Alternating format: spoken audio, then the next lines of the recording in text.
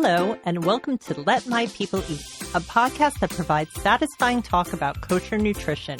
Here we clear through the clutter of nutrition speak, arm you with the clarity and confidence to eat, feel, and be your healthiest every day. I am Jill Sharfman, a board-certified holistic nutritionist living in Los Angeles. And I'm Dr. Andrea Moskowitz, a neuroscientist and psychiatrist in Los Angeles. I use my training and experience to integrate positive lifestyle changes into my patients' lives. Hey, Andrea. Hey, Jill. How's it going? It's going well. Things are going well. Wanted to ask you, how is your digestion overall? I would say pretty good overall. Pretty good? I'm pretty pleased. Occasionally I get a little bloated or whatever, but usually it's pretty good. I have to say, since I got rid of the grains, everybody's heard this before, I did notice a tremendous improvement. The digestive system, I think people used to consider it very simple. At one point, It would just be one long tube. We'd put our food in and it would just pass through and be excreted, and that was it. But so wrong. There's so much more to our gut, the learning things every day about our microbiome. So it's amazing to me that also this is like episode 105 and we haven't done a deep dive into gut health. Right. So I think it's time. And I have a couple of fun facts. Okay. I want to start with that just quick. So let me just tell people what a microbiome is. Okay. So microbiome is basically, it's very simple.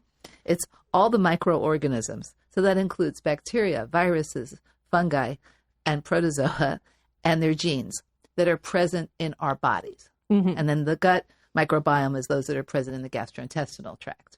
Okay? So just to let you know, we're never alone. We're carrying our own walking colonies of things. The adult gastrointestinal tract, from our mouth to our anus, basically, it's about 30 feet long. Wow. 30 feet. Of course, it's all coiled up. So that is a lot of critters in there. Yeah. Isn't it like 3 to 4 pounds or something like that? Bacteria that we carry around with us? Right. And in fact, the amount of stuff in our microbiome, not just bacteria, will make the federal debt start to look trivial. It's 10 to 100 trillion organisms. Spread out over the body. The largest amount is in the gut, but it's in many other places as well. Right. So I don't want people to feel too creepy, but it's all there. It's all there. Wow. Okay, so let's talk more about the microbiome, how to have a healthy gut, what is an unhealthy gut. Mm-hmm. Today's guest is a return guest. We're excited to have Tehila Weidenbaum. She is a holistic health coach at Weidenbaum Wellness Center. The center answers the questions of how do you live a healthy life in an unhealthy world. They use their 6 steps to wellness, a comprehensive program, and the result of 35 years of intensive research to help provide you with the keys to better health. Tehila is certified through the Institute for Integrative Nutrition, and she teaches patients at the Wellness Center how to effectively change their lives through the power of food. Welcome back, Tehila. Welcome back. Thank you for having me again. Yeah, so nice to see you. So Andrea gave us a little update about what the gut microbiome is, and there are links, obviously, between the health of our gut, our immune systems, our moods, our mental health, autoimmune diseases, endocrine, skin conditions. There's a lot that the gut is responsible for, and we probably don't pay enough attention to it, right? Absolutely, yeah. No one realizes how much it's responsible for. Right. So when the gut is not healthy, what does that mean? That there's an imbalance in the gut microbiome. So whether that's dysbiosis, like leaky gut, that's, you see it as digestion issues like indigestion, acid reflux, problems with weight, blood pressure, bloating, immune system is very low.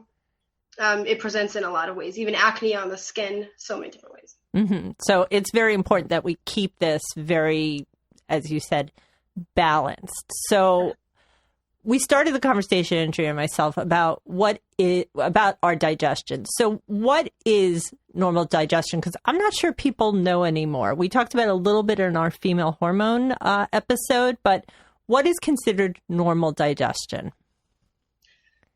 Feeling good after you eat something, not getting bloated after, not being, too gassy, not burping too much, not having acid after. Acid is actually a result of too much acid, not too little acid. I know a lot of people think it's not enough, but it's actually too much.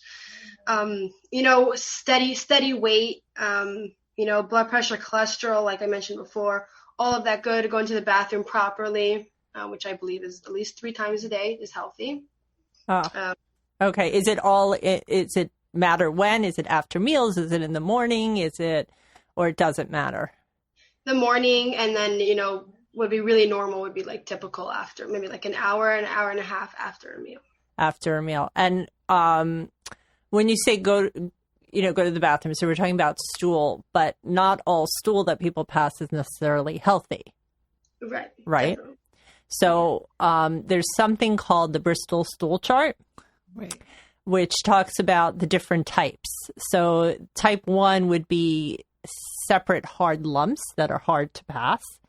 Then you have something that's a little shaped and lumpy, something with cracks, then a sausage-like type of going to the bathroom.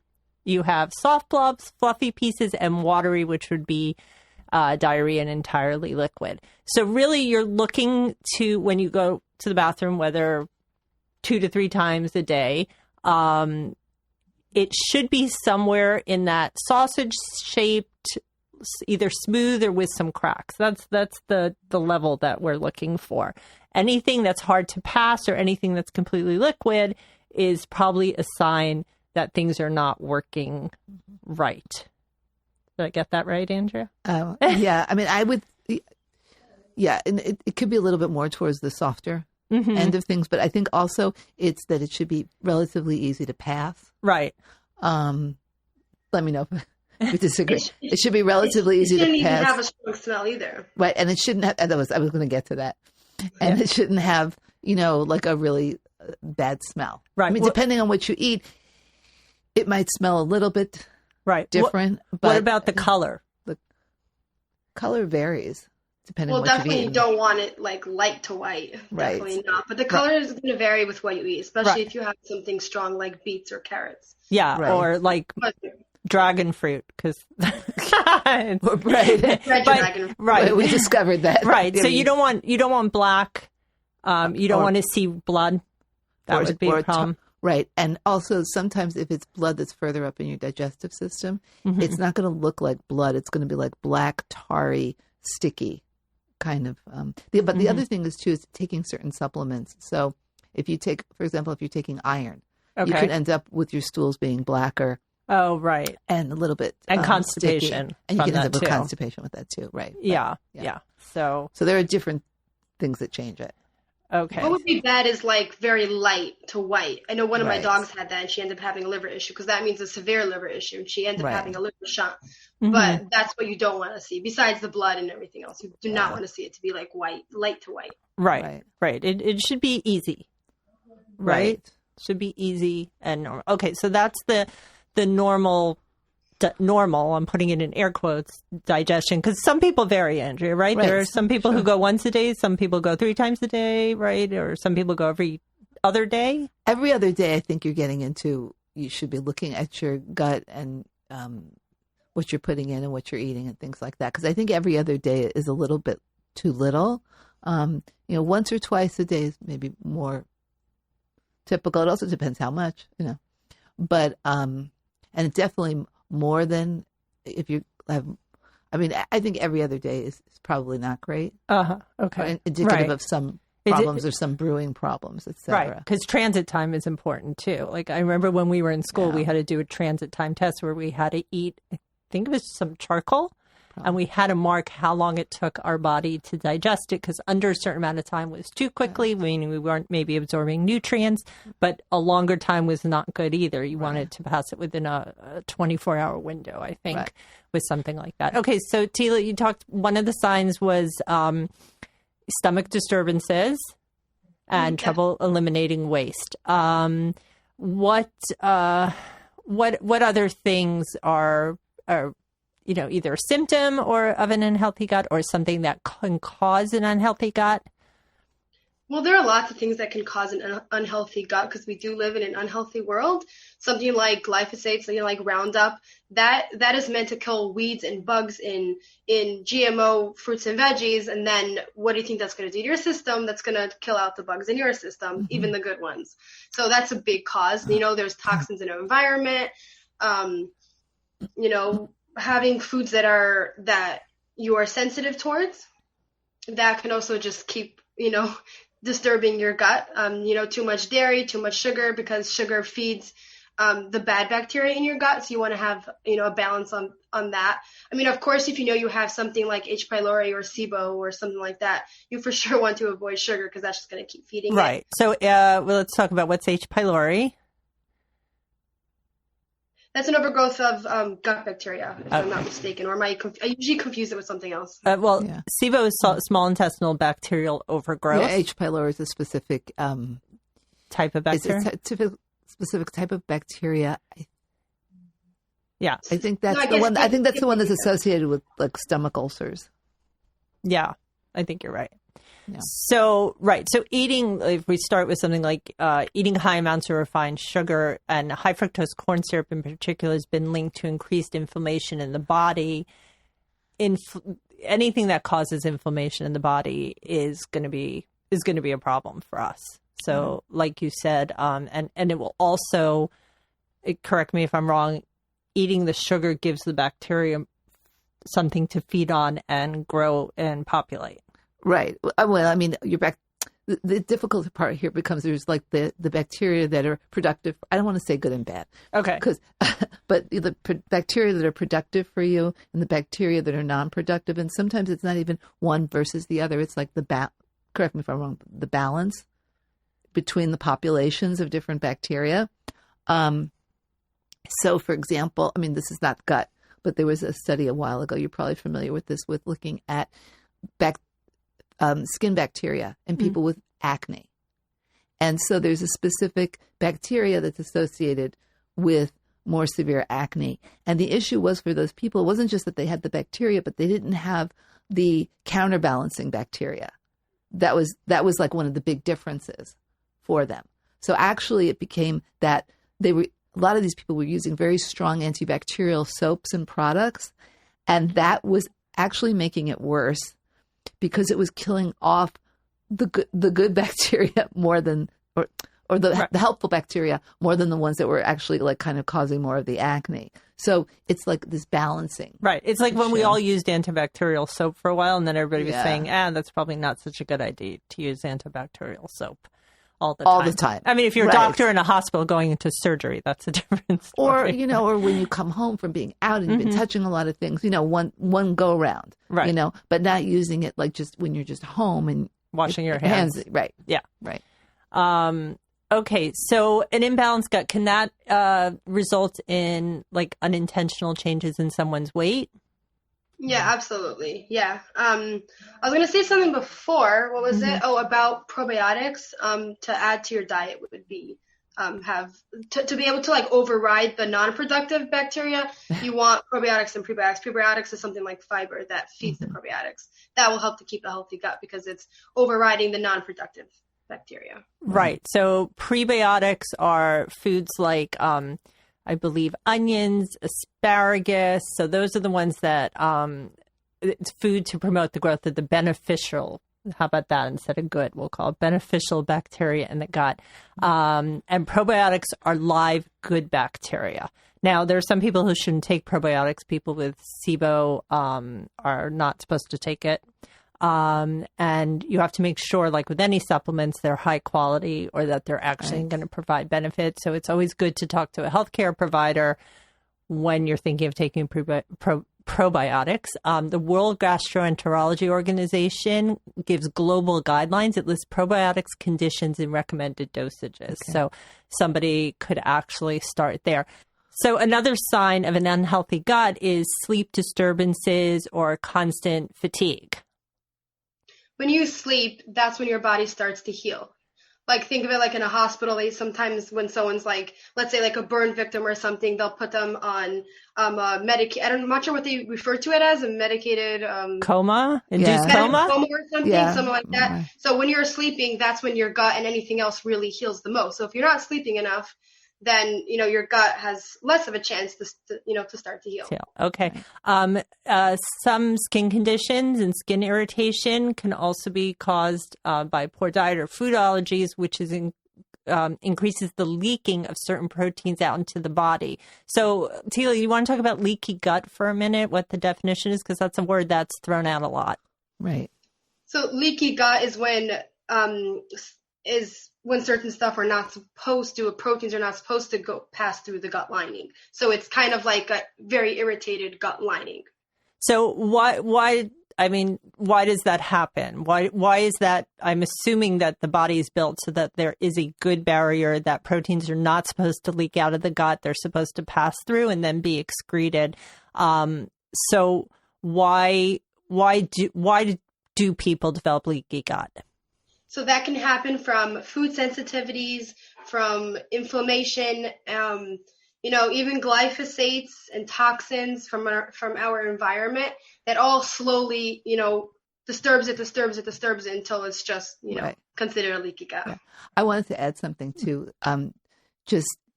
So in terms of how things get from the gut out into the bloodstream, right? So, when we take in food, it gets digested and then it gets absorbed all along, especially along the small intestine. So you're talking about nutrients and vitamins and everything, and it gets absorbed.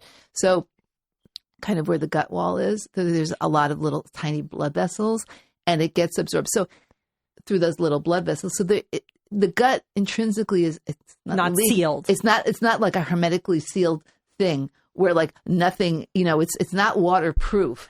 It's, it's like kind of like watertight, right? But it's not waterproof because stuff has to get out, because otherwise you wouldn't absorb anything from your food. Right. So the problem becomes when those junctures, right, start to get a little bit inflamed, or things are not moving right, and things are going out like more than they should. Mm-hmm. So then you start to get bigger molecules and things that really shouldn't be going out into the bloodstream, and then that causes all kinds of havoc. Got it. Right. Or it can. Okay. You touched on this too. It affects the functioning of the immune system and autoimmune diseases, where the body attacks itself rather than harmful things that may come in. So this is a very new area, I think, also with gut and autoimmune and what they're discovering there. How about food intolerances, Tila? Those, I think you touched on that before too. Like if people eat trigger foods and they experience unpleasant symptoms. Yes, because your body isn't able to properly break it down. So that causes severe inflammation. If your body can't digest it properly, take the nutrients from it properly, and really break it down properly. So is this also like a chicken before the egg? Like maybe we have food allergies that are related to poor gut health function? Like what comes first? Is it the poor gut function and then the allergies, or is it the allergies and then the poor gut function? Maybe both, if that makes sense. Sure. Yeah. Our gut is not the greatest, so it makes the food allergy. I always think it's both, if that makes any sense. Yeah. Yes, it does. Could be. Well, that's where the word balance comes in, that we have to do that. Okay, so somebody has identified that they have poor digestion, poor gut health, they have inflammation, they may have eczema, they have food allergies, they're not sleeping well, they're bloated, they're gassy, they have acid reflux, whatever.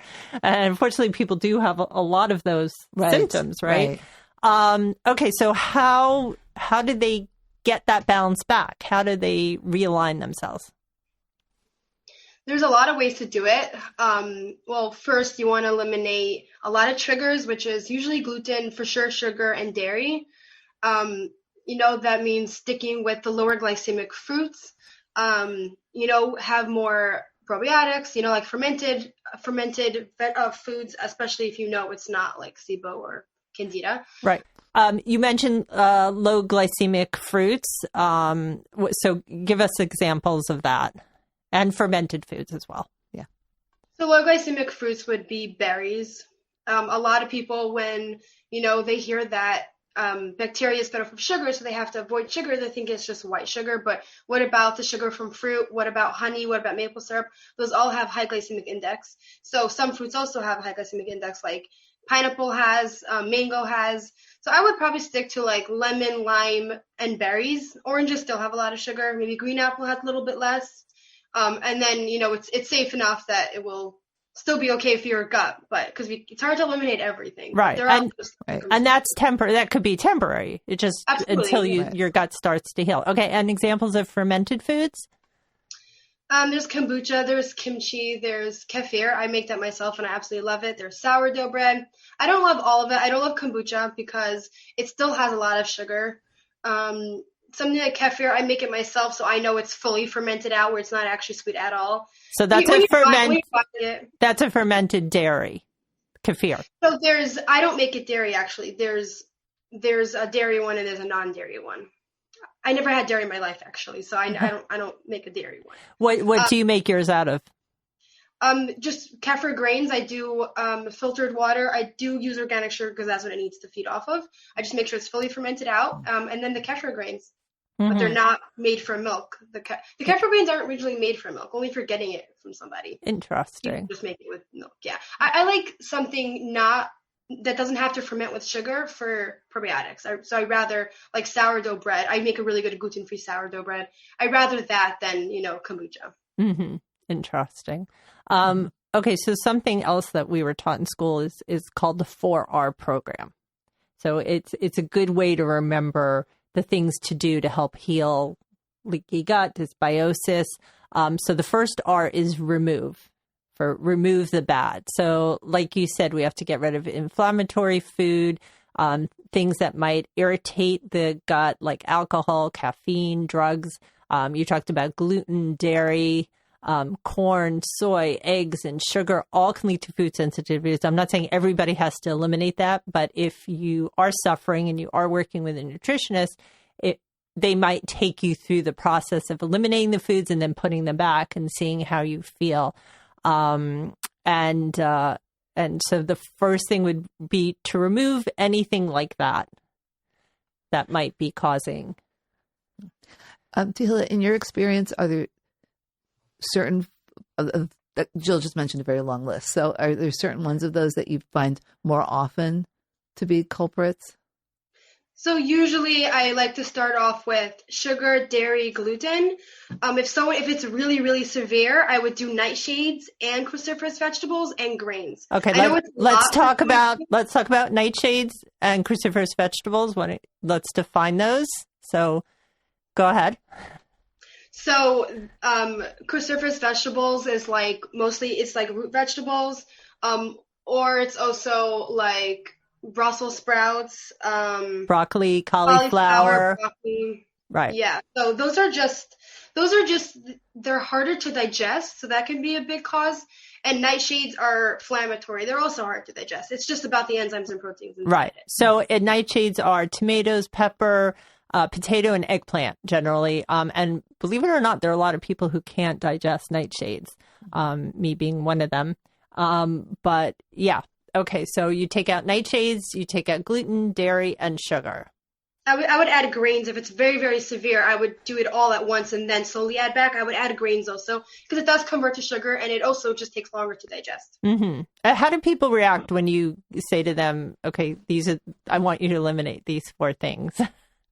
Everybody's different. Sometimes if it's they're suffering so bad, they'll just be like, I don't care. I'll do whatever it takes. And some people are like, whoa, I'm so used to my regular diet, which we call the SAD diet, Standard American Diet, where everything is schnitzel, mashed potatoes, and I'm not sure, right. a consomme soup or something, mm-hmm. soup made with consomme. So if someone, is really used to that kind of diet, then they protest a little bit, but I'll say, okay, let's first start with this, then we'll go to that. But eventually they realize that, if you just do this for a couple of months, you'll feel so much better. I wouldn't say to add back those foods, but I would say you can try something else, maybe bread it with almond flour. You can try other stuff. I give them lots of recipes. I do get protests. Sometimes they protest. Sometimes, everyone's different. Yeah, for sure. Okay, so number 2, after we remove the things that are harming us, we go back and restore what's missing. So those types of things would be digestive enzymes, or depending on the level of acid they have, or bile acids, things that are required for proper digestion. Because I guess, and as people get older too, there's probably more of a need for these things to help with digestion. Right. I mean, it's depending. Depending, right. Sure. Some people are fine, right? Right. So do you recommend, like, let's say somebody takes digestive enzymes if they're having trouble? Yeah, so I would recommend an enzyme and a probiotic. I found some other things that we use here that works. You can get it anywhere, which is glutamine.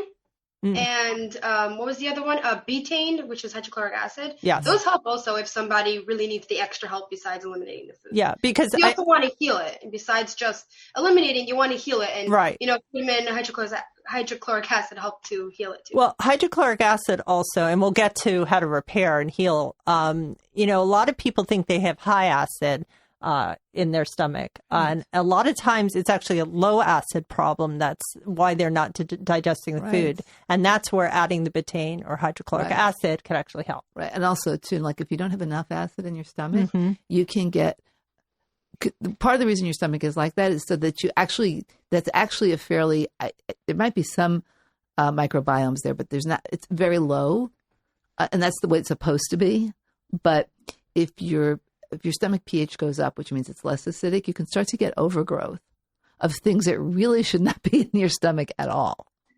Right. So, and the acid in our stomach is very strong. Yeah, it is. It is. And it's supposed to be that way. Right. So it's important that people check whether their issue is high or low acid. I think a lot of times doctors might assume that it's high acid and they give them acid suppressants, where the issue is they might need the hydrochloric acid to help them with their digestion.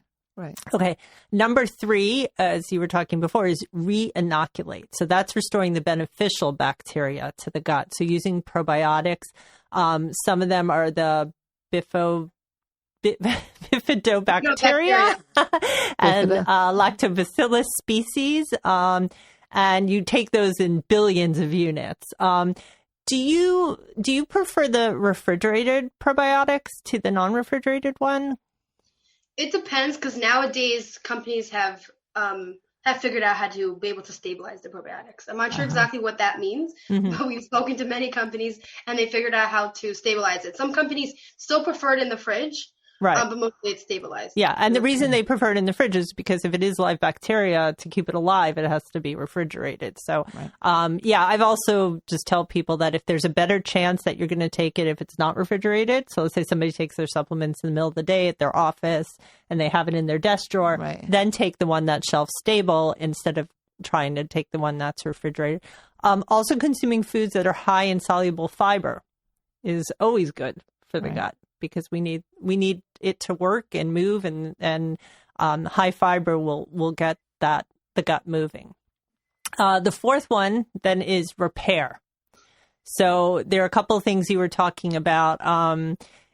We need to help the gut repair. So things like L-glutamine, aloe vera is good too, because that soothes. So there are a couple of things. Collagen, when we spoke about collagen on our episode, it's rich in amino acids that seal the leaks or perforations in our gut by repairing damaged cells. And then just the basic things, zinc, omega-3s, multivitamin. Those are things that could help repair. Is there anything, Teela, you want to add to that list? I think you said a lot of it, which is, you want good fiber, you want aloe, which really actually gives a good coating in the gut. Bone broth, which is the collagen. Apple cider vinegar is great too. I think you listed a lot of it. Okay, so now let's talk about some things besides, the food, just overall health lifestyle changes that we can make. So what can we do to help our gut heal and get better that's not necessarily food or supplement related? More exercise, meditation, mindful eating, not having your phone, not having your phone and looking at your phone while you're eating, not working while you're eating, just really sitting down, looking at your food, seeing what you're eating, intentionally eating it, which is intuitive eating. Exercise is great. Going on a walk after you eat a big meal is amazing because it really gets it moving, and that's good for digestion, obviously. Lots of water, but you don't want to drink water while you are, while you're eating, because then it kind of dilutes your digestive juices, which you don't want. Right. I wouldn't really drink during the meal. I drink maybe a little before, but definitely after. Not copious amounts of water. My grandparents always used to say that they didn't drink lots with their meals. So we want to lower our stress levels. We want to get enough sleep, as you said before, because the body repairs during sleep. Eating slowly. There was another saying from school: masticate, masticate, masticate. Chew your food. It's very important for that process to happen before it actually enters the digestive system. Stay hydrated. Take pre and probiotics.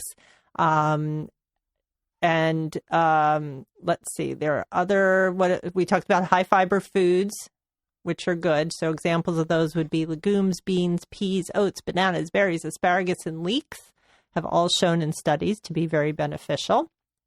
Garlic and onion, those are the prebiotics, which provide the food for the bacteria in the gut microbiome. We talked about fermented foods, collagen, and diet.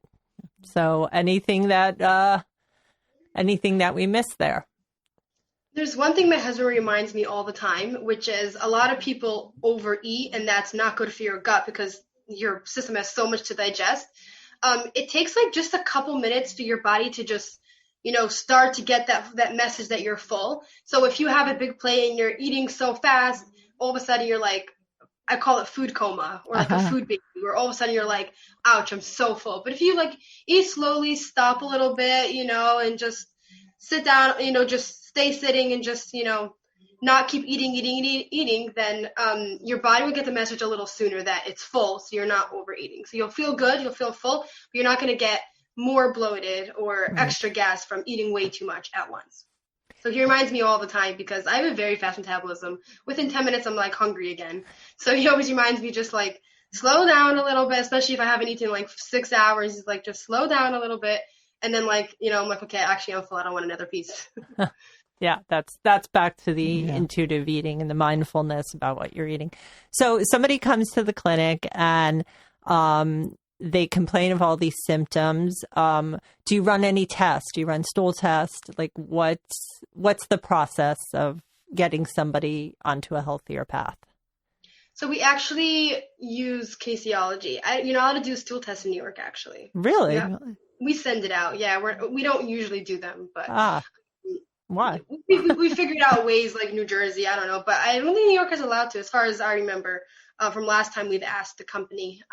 Typically a doctor, if you for sure go to a gastroenterologist, is going to run a stool test and try and determine if there is an overgrowth of bacteria. There's a SIBO test also, where you drink something and then blow into a tube. There are lots of different diagnostic tools when people come in and complain of digestive and stomach issues. Yeah, but unfortunately sometimes the one that they don't do is to actually take like a good food history of like what the person is eating, when they're eating it, and what snacks they're having, and when they're having their bowel movements, and what the bowel movements look like, and things like that. I mean, I think sometimes it's sort of like, hey, so you run all those other tests, but like look at what they're eating, and it maybe is not such a surprise after that as to what's going on. Because they're looking to prescribe something, not necessarily change their diet. Right, but even, in any case. Right, yeah. No matter what you end up doing, it's like you need to, because basically, I mean, you're putting food all the time into the digestive system, for sure. You need to look at how that's going, what's going on there. Mm-hmm. I mean, maybe a little simplistic, but right. So that's where I would start. When you do the intake in your offices, do you ask them for a food history? Do you ask them to keep a food diary so you can see what they're eating? So I do personally. The office does not. We don't have them write it down. He'll just ask them, and then he'll say, don't eat this, and this. And hopefully they listen. Sometimes they don't, and they wonder why they're still here a year later with the same issue. It's because they didn't listen to it. They thought they did the first step by coming, which is a good first step, but you got to do the rest. It's diet. It's like we've had patients before who come with, let's say, Crohn's disease, and their doctor wants surgery, but we just took away some foods and helped heal their gut. And now the doctor's like, oh, I don't know what you did. It's not food related, for sure, not food related. I don't know what you did, but you don't need surgery. And they're like, thinking to myself, because it's the food that you don't believe in. You know, food nutrition is a big part of it. Yeah. The one thing too that I've had sometimes, because sometimes people they don't want to do that food diary thing of writing everything down. So I've asked them to just take pictures. That's easy, yeah. Yeah. I've done the food diary myself. There was, I was having tons of acne on my forehead, just my forehead. I could not figure out what was going on, because I eat very healthy, and I practice everything that I preach, and I couldn't figure it out. Turns out it was too much fermented foods, actually. Yeah. Something simple like that. Right. Yeah. So, See, I had that on my forehead, and for me, it was nightshades. I was eating cut up peppers every day. Oh. And my chiropractor actually did help me figure that out. But that, I guess, if people are breaking out a lot on their foreheads, maybe pay attention to what you're eating. Don't just, assume it's acne and, regular medication. Right, which brings up another issue. I mean, I think the probiotic thing was ignored for so long, so we're just starting to get information. There's actually an interesting study done a couple of months ago that I can't remember but they found that certain probiotic strains are really helpful for treating depression. So I thought that was it was done very well. It was a very good study. Small number, but it was very well done. So I thought that was interesting. But the other thing too is, I think with probiotics, and this is not like some is good, more is better. So I think there are some studies where people went overboard. Yes. With probiotics, and we're just taking like all different ones, and sometimes they can interact not that well with each other, even though by themselves they could be fine. So it's important to have somebody working with you. Right. Always. Yeah. So it seems that the gut is way more complex than we've thought in the past. And it's so important to have a healthy gut for a strong immune system and heart health and improved mood and sleep. And it's just so many things, probably even things like cancer it has an impact on. And that, like Tila was saying, there are a number of lifestyle changes that you can make that will affect your gut and your health as a result. Tila, you have any last minute thoughts you would like to leave our audience with? Yeah. I would say listen to your body. Your body tells you exactly what it wants and what it needs. So if you don't feel great about it, a half hour to an hour after your meal, think about what you had just eaten before. Your body is going to tell you what it wants. Just listen to it. Yeah. Love that. That's true. It's true. So true. Where can people find you? I'm based in Earmont in New York. You can find me on Instagram, Be Healthy, Stay Healthy. Yeah. And and the Weidenbaum Wellness Center, I guess that they have a website. So they can WeidenbaumWellnessCenter.com, and we have WhatsApp on the office number. If someone would message me on Instagram, I can give them that. Okay. We answer all kinds of questions all day. We're answering questions. Okay. So that's at Be Healthy, Stay Healthy on Instagram and at the WeidenbaumWellnessCenter.com. I want to remind everyone that you can follow me on Instagram at Jill H. Scharfman. I'd like to thank our engineer, Mike Casantini at the Network Studios. And you can also find us on Schmoozy. We have full episodes of our podcast there, as well as forums that you can join for a deeper dive into our episodes. Thank you so much, Tila, for joining us today. Thank you, Tila. Great having you back again. Yes, I'm so happy we got to talk about this topic with you. Thank you so much for having me. It's my favorite topic. We could talk about it all day long. All right. Thanks. Bye. Thank you. Bye. Bye-bye. And that is it for this episode of Let My People Eat. Please visit our website at letmypeopleeat.com and leave us a comment. Get in touch at our email at podcast@letmypeopleeat.com or call us at 317-659-0004. We are also on Facebook. Search for Let My People Eat Podcast to join the discussion. You can ask questions and suggest topics you'd like us to talk about in future episodes. If you like this show, please make sure to leave us a 5-star rating and review on iTunes and tell your friends and family to subscribe to us on Apple Podcasts. Let My People Eat is proud to be part of Jewish Coffee House, where you can find your fill of stimulating podcasts dedicated exclusively to Jewish content. Please remember that while we are certified professionals, this is not a medical advice podcast. No content, posts, or comments should be interpreted as professional guidance. Always speak to your own doctor about making the right life changes for you. Until next time, I am Jill Schartman. And I am Andrea Moskowitz. Thanks for joining us, and go in good health.